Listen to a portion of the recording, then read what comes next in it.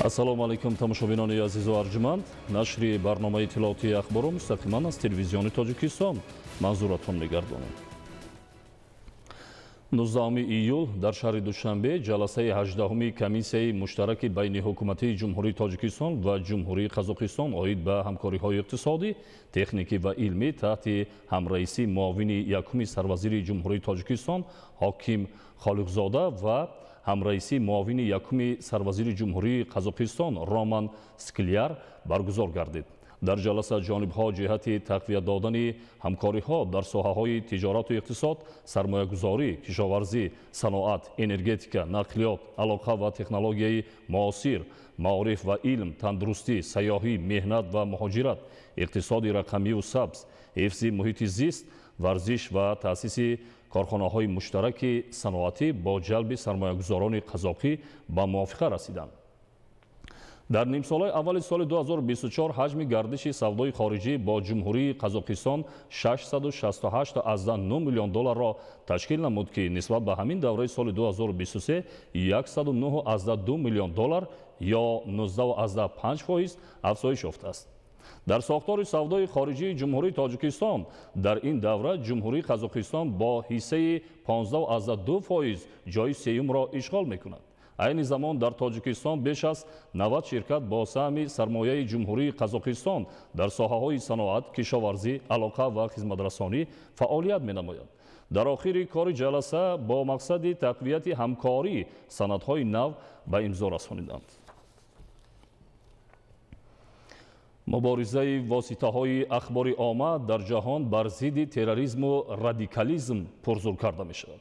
дар ин росто гурӯҳҳои экстремистӣ низ домани фаъолияти манфури худро паҳн кардан доранд. саркардаҳони гурӯҳҳои террористӣ кадом табақаҳоро бо доми худ меафтонанд ва чӣ кор бояд кард то аз ин доираҳо дар канор монд? гузориши Манучер Ализода. инсониятро дар масири мавҷудияташ ҳамеша хатаре ва ё хатарҳое таҳдид мекарданд. дар аввали мавҷудияти таърихи инсоният, агар ин таҳдидҳо ҳайвоноти ваҳшӣ буданд, пас бо мурури замон ва хосатан дар ҷаҳони муосир ҷои даррандагони ваҳширо чунин зуҳуроте чун терроризм гирифт. экстремизму терроризм чун ҷангал ва афроди террористу ифротгаро ба маҳзи даррандагоне маҳсуб меёбанд, ки ба сурат одаму ба сират махлуқи бадгӯҳаре ҳастанд, ки афкори бикру нек дар беш аз 86 миллиард ҳуҷайраҳои мағзи сарашон вуҷуд надорад. зимнан майнаи сари инсон ба далели олимон дорои беш аз 86 миллиард ҳуҷайра мебошад. одатан баъзе ҷинояткоронро ба гург нисбат медиҳанд, аммо гургон хона ва ё ҷангалеро ки дар он зиндагӣ мекунанд хароб намекунанд ва волидонашонро низ то охирин лаҳзаи ҳаёташон парасторӣ мекунанд. яъне бадтару манфуртар аз ашхоси террорист касе ӯ чизе нест. хеле мутаассифона ин падидаи амнесткунанда дар замони муосир, замоне ки танҳо донишу ақл зиндагии одамиятро метавонад ба пеш барад, авҷ гирифта дар саросари дунё маҳз нерӯи ҷавонро ба доми марговари худ меафтонад. мутахассисон оид ба омӯзиши ин равандҳои номатлуб зимни таҳлилҳои зиёд муайян намуданд, ки саркардаҳои гурӯҳҳои экстремистӣ ҷиҳати ҷалби ҷавонони худ ноогоҳ аз ҷумла мавзӯъҳои зеринро ҳангоми шустушӯи мағзӣ истифода мебаранд. найрангҳои дини мазҳабӣ, ваъдаҳои ҳангуфти пуливу молӣ, ҳалли гӯё проблемаҳои шахси бадомафтода. марҳилаи аввал аз ин ва пояҳои дигар асос меёбад. марҳилаи баъдӣ аллакай иҷрои супоришҳо аз ҷониби ашхоси ба қабхон афтода аст.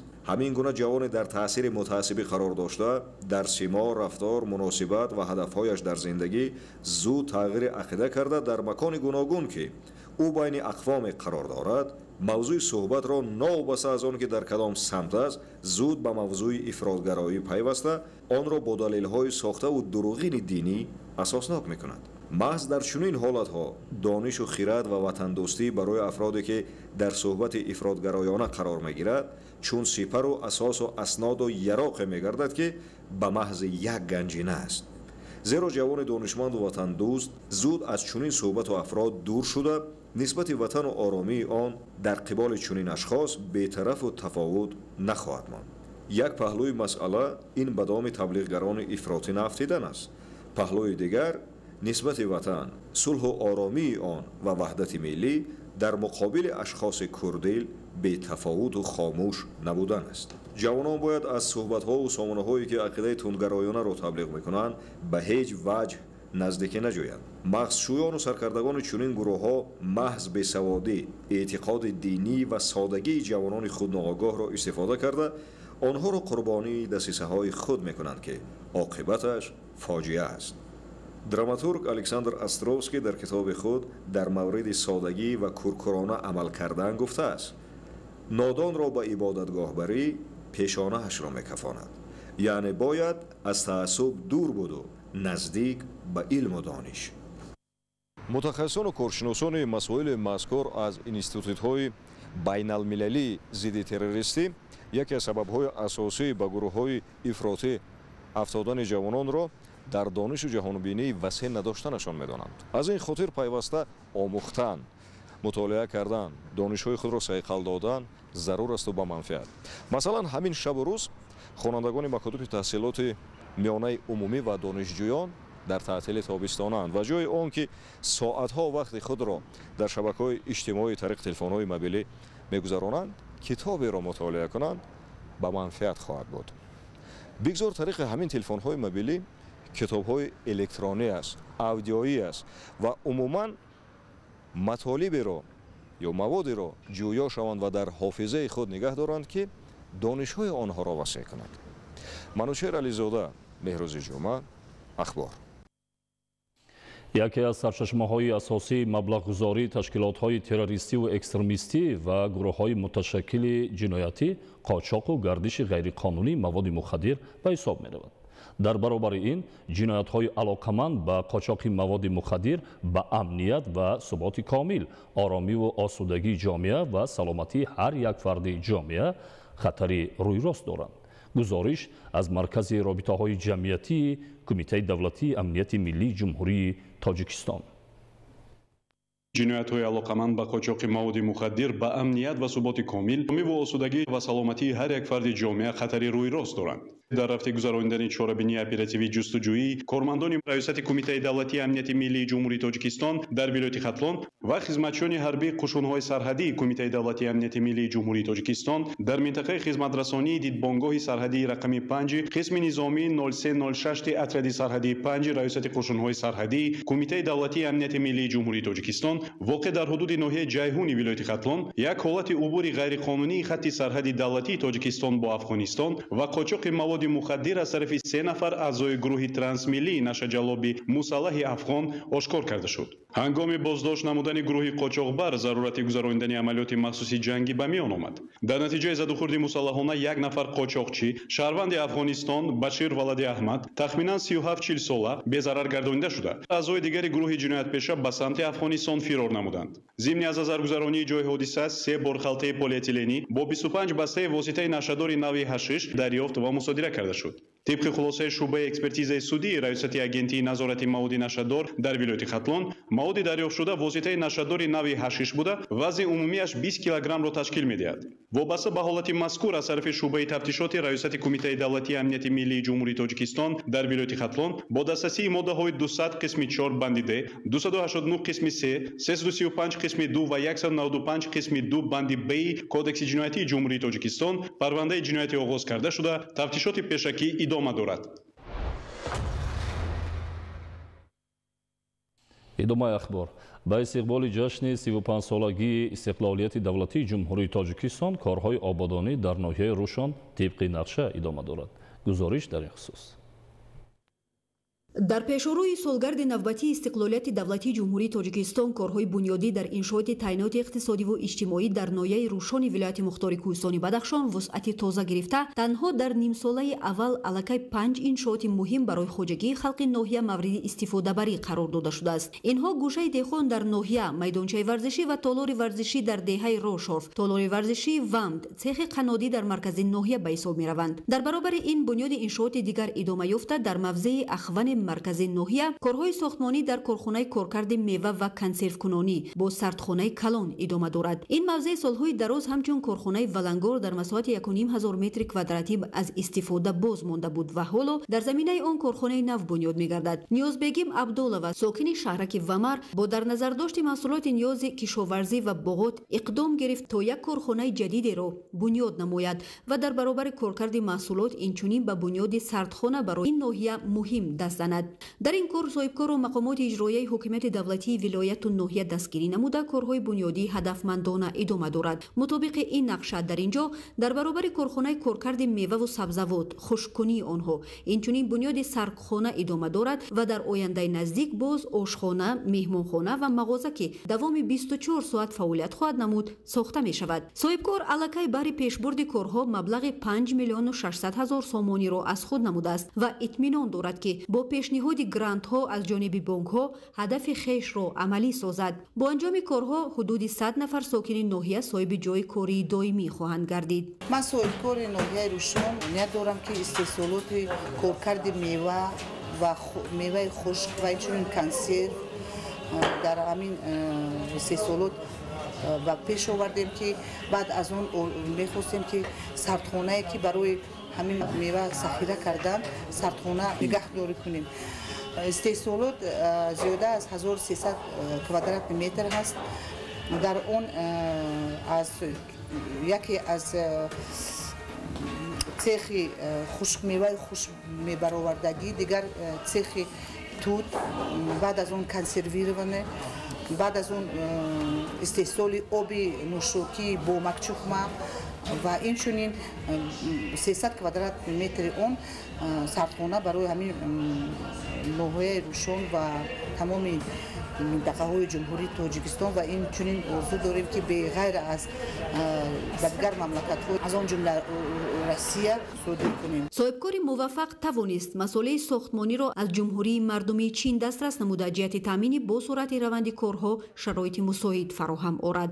бояд гуфт ки боми корхона бо конструксияҳои оҳанин пӯшида шуда андовакунии дохилу беруни бино идома дорад. ҷараёни корҳои сохтмонӣ имкон мебахшанд то ин корхонаи саноатӣ дар пешорӯи солгарди навбатии истиқлолияти давлатии ҷумҳурии тоҷикистон ба фаъолият оғоз намояд. тоҷинисои Файзуллобек, Муборакшои Рустам, ноҳияи Рӯшон, Ахбор.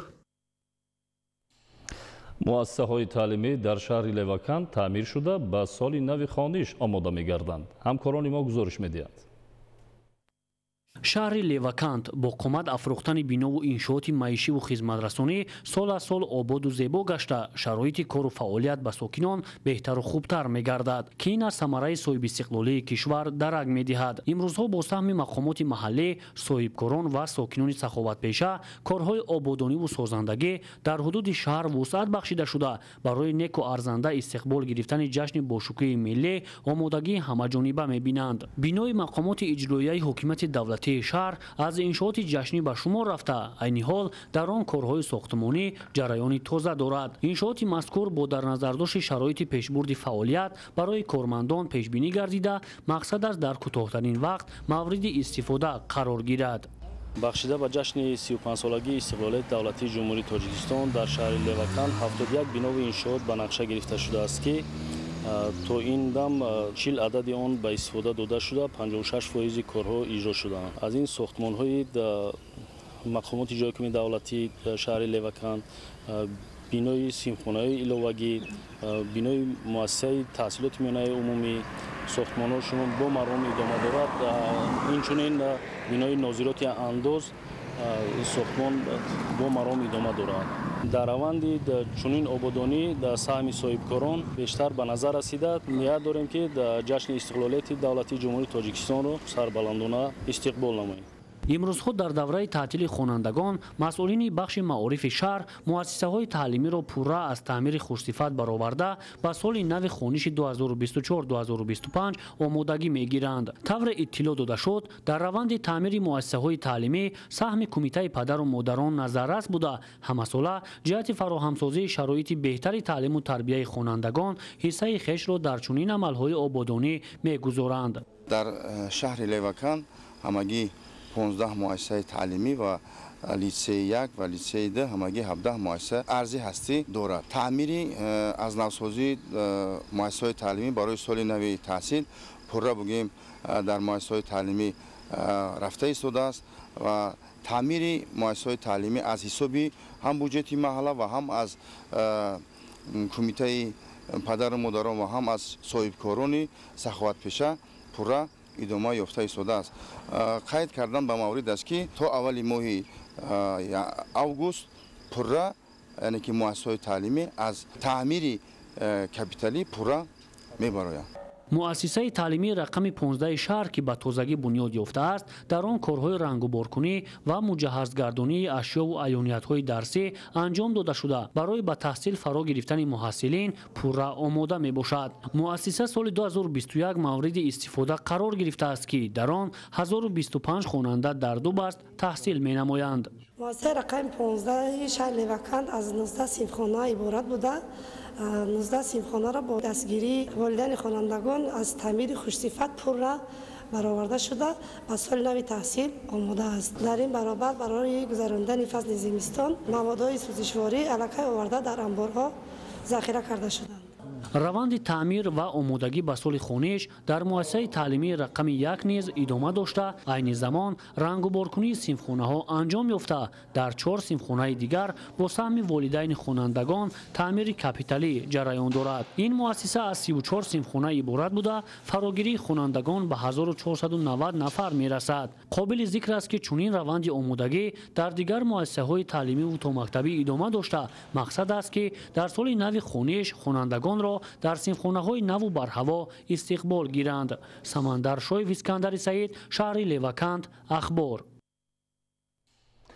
با استقبال جشن 35 سالگی استقلال دولتی در ناحیه دیوشتیچ بنیاد و از نوسازی 580 انشاءات به نقشه گرفته شده است. گزارش مضبوط بابازاده. استقلالیت دولتی جمهوری تاجیکستان امکان به عمل آورد که در ناحیه دوردست و نزدیکی‌های دیوشتیچ با خرج مبلغ‌های حکومت جمهوری تاجیکستان مقامات اجرایی حاکمیت دولتی ولایت سوت و ناحیه سهم ارزشمند صاحبکاران باننگ و ناموس و دستگیری ساکنان 8 جماعت شهر و دهات نزدیک 600 عدد کارخانه و کارگاه‌های سمت صنعت و اقتصادیات، مؤسسه‌های طبی و معارف، ورزشگاه و تالارهای ورزشی، بنای انشاءات معاصر بسیار آشنا و زمانوی با طرح و نمای دقت جلب کننده بنیاد و مورد استفاده قرار گرفته هزارها نفر قابل مهنت با کار دائمی و معاش سزاوار تامین گردند. به استقبال جشن فرخنده 35 سالگی استقلالیت دولتی مملکت تنها سال 2024 در این ناحیه همیشه سبز زیاد از 100 انشاءات سطح مختلف، 10 کیلومتر راههای مرکزی ناحیه و 8 جماعت شهر و دهات منفرش، پل‌های کلان بنیاد و نوسازی کلی و مورد استفاده قرار می‌گیرد. شادی‌آور است که تا امروز با خرج مبلغ‌های حکومت جمهوری تاجیکستان، مقامات اجرایی حاکمیت دولتی ولایت سوت و ناحیه دیوشتیچ، سهم صاحبکاران باننگ و ناموسی وطنی، دست سخای ساکنان و اشخاصی که به نیت ادای حج عمره مبلغ گم کرده بودند در جماعت‌های دهات مجون، غزنترک، وحدت، یختن، راستراود، دلیان بالا و جماعت شهری قونچه، دهها پل‌ها بنیاد و راه‌های کلان منفرش با صفت گردانده شدند. این عمل نیک را امروز گروهی کلان صاحبکاران و مهاجران برون‌مرزی و ساکنان سخاوت پیشه دهه بسنده جماعت دهات وحدت ادامه عبرت بخش داده ایستادند. زیرا چندین سال این جانب راه‌های کلان بین دهه از باد و باران و حرکت زیاد نقلیات گوناگون تمغه ویران و ناآباد گردیده چنگ و غبار به حفظ صحتی ساکنان خلل وارد می‌ساخت. پیش از منفرش کنی راه‌های کلان به طور حشر عمومی شغل‌پوش و هموار گردانده شد. در این کار اهل مهنت جمعیت دارای مسئولیت محدود خوجند راه شهر خوجند توسط автогрейд 10 ماشین کلان اسفالت کشان، تجهیزات اسفالت خوابان و پخش کننده و ساکنان دهه کمک رسانده ایستادند. صاحبکاران اهالی سخاوت پیشه دهه تحت سروری صاحبکار وطنی قوقنبای قوقنو عزم دارند که زیاد از 3 کیلومتر راههای کلان دهه را با پهنایی 5 متر منفرش با صفت سازند. پس از انجام منفرش کنی دیگر راههای داخلی دهه بسمانده جماعت دهات وحدت ناحیه نزدیکی دیوشتیچ نیز تخت و هموار و منفرش گردانده می شود. مضبوط بابازاده، عمرجان یوسفوف، دهه دوردست بسمانده ناحیه دیوشتیچ، اخبار. тамошобинони азизу арҷуманд, ин буд барномаи иттилооти ахбор. тансиҳатхона бошед.